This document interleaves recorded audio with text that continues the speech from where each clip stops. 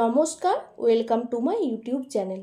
তো আজ কথা বলবো একটি ইম্পর্ট্যান্ট রিক্রুটমেন্ট সম্পর্কে, নার্সিং অফিসার রিক্রুটমেন্ট সম্পর্কে। তো চলো, কোথা থেকে পাবলিশ হয়েছে, কিভাবে রিক্রুটমেন্ট হবে, কিভাবে ফর্ম ফিল আপ করবে, কবে থেকে ফর্ম ফিল আপ শুরু হবে, কবে লাস্ট ডেট আছে, কিভাবে পেমেন্ট, কত টাকা পেমেন্ট করতে হবে, কতগুলো সিট আছে, সব কিছু জেনে নিতে হবে। এজ রিল্যাক্সেশন আছে কি না, তারপর কি বেসে তোমাদের এক্সামটা হবে, কোথায় কোথায় সেন্টার আছে, সব বিস্তারিত আলোচনা করব। তো তোমরা দেরি না করে ভিডিওটি প্রথম থেকে শেষ অবধি দেখতে থাকো। আর ভালো লাগলে অবশ্যই একটা লাইক করে দিও, আর চ্যানেলে নতুন হলে চ্যানেলটিকে অবশ্যই কিন্তু সাবস্ক্রাইব করে রাখো। তো তোমরা দেখো, রিক্রুটমেন্টটি পাবলিশ হয়েছে জিপমার্ট থেকে, অর্থাৎ Jawaharlal institute of post graduate medical education and research, an institute of national importance under ministry of health and family welfare, government of India. তো এখান থেকে জিপমার্ট থেকে রিক্রুটমেন্টটি পোস্ট হয়েছে জুলাই 2024-এ বি এবং গ্রুপ বি এবং সি পোস্টের জন্য এই রিক্রুটমেন্টটি বার হয়েছে। তো চলো দেখে নিই কোন কোন পোস্টের জন্য অ্যাপ্লাই করতে পারবে, কি কি পোস্ট রয়েছে, সেই সব সম্পর্কে বিস্তারিত আলোচনা করব। তো তোমরা এই পিডিএফটি কিন্তু তোমরা পেয়ে যাবে www.gipmer.edu.in।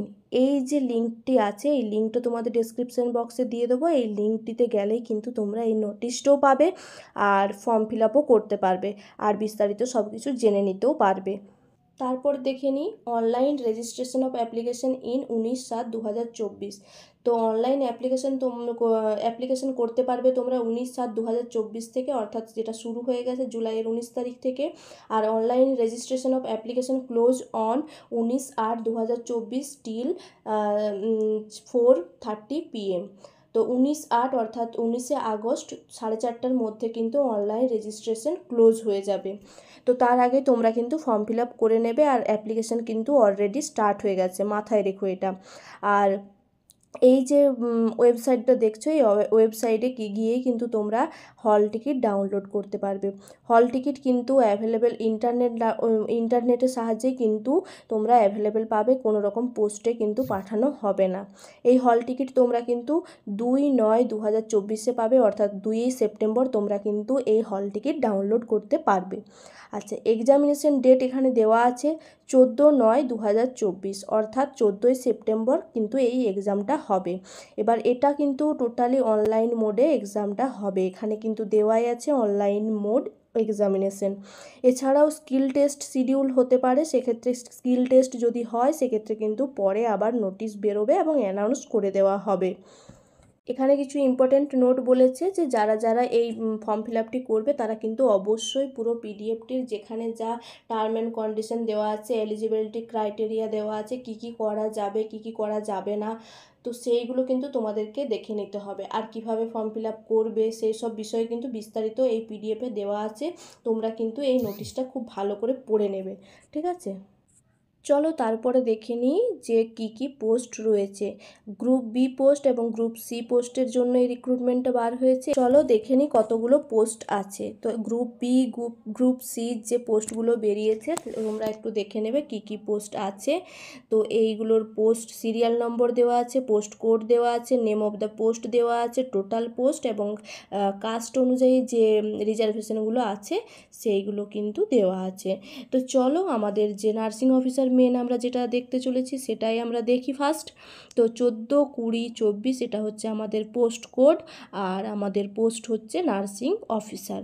তো টোটাল পোস্ট আছে 154টি, তার মধ্যে জেনারেল আছে অর্থাৎ ইউআর আছে 87টা, ওবিসি আছে 13টি, এসসি আছে 10টি, এসটি আছে 14টি, আর ইডাব্লিউএস এটি আছে 30, অর্থাৎ 30টি।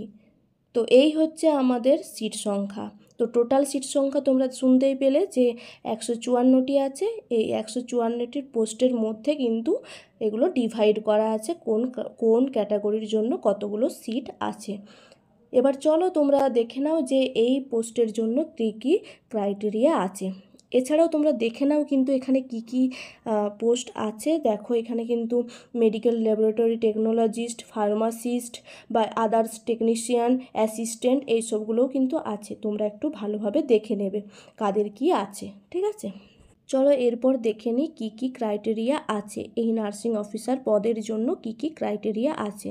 তো এখানে মিলিয়ে নাও যে পোস্ট কোডটি দেওয়া হয়েছিল নার্সিং অফিসারের জন্য 14-20-24 আর পোস্ট নেম নার্সিং অফিসার। তো এটাই আমাদের, চলো দেখে নিই কী কী বলতে চেয়েছে।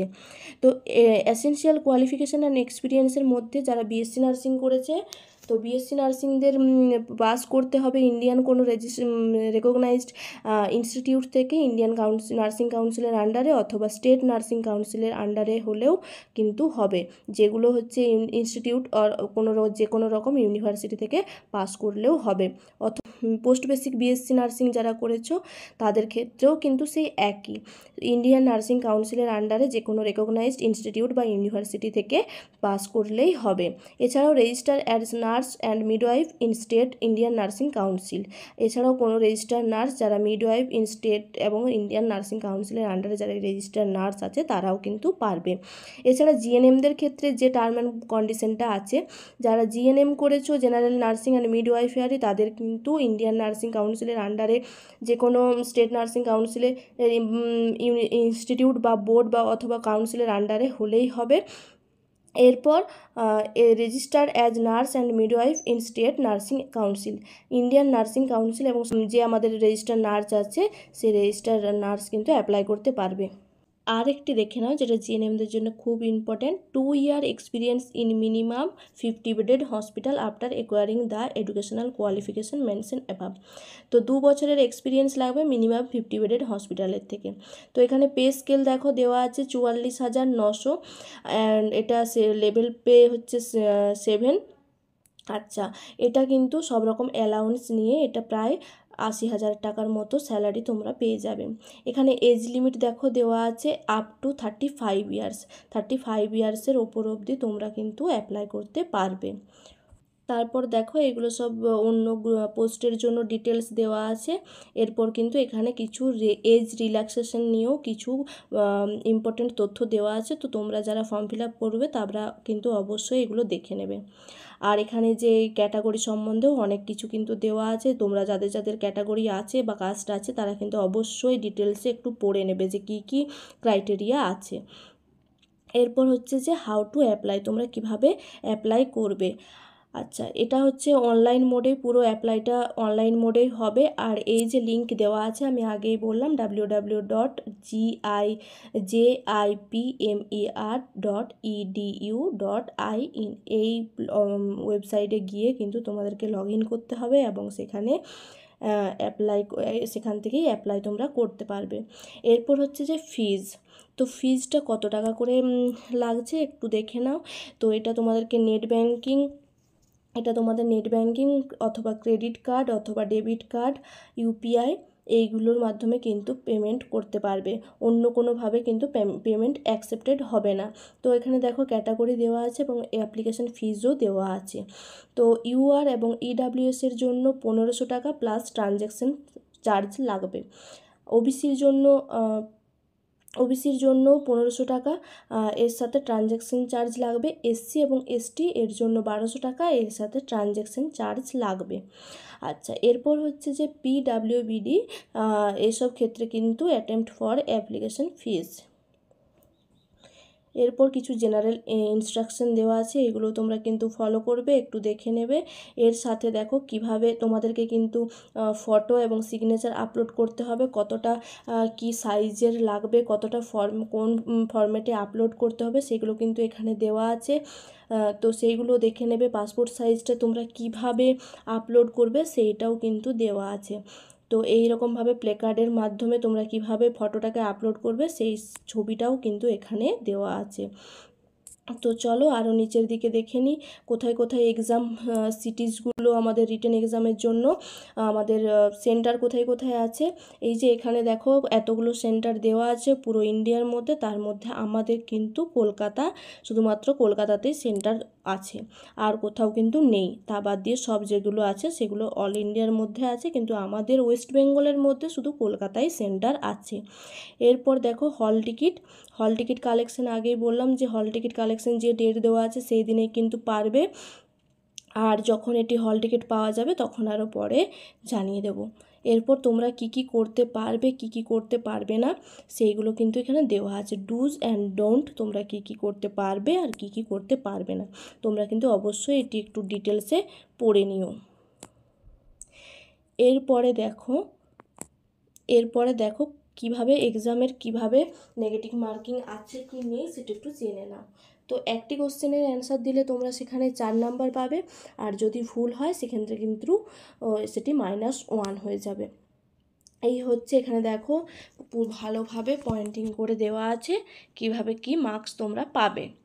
আর এক্সামটা রিটেন এক্সাম, এটা কম্পিউটার বেসড টেস্ট হবে, অর্থাৎ সিবিটি হবে, আর যদি স্কিল টেস্ট হয় সেক্ষেত্রে কিন্তু জানানো হবে। এখানে দেখো ডিক্লারেশন অফ রেজাল্ট, এখানে দেখো লেখা আছে candidate are advised to browse the JIPMER website periodically for update information.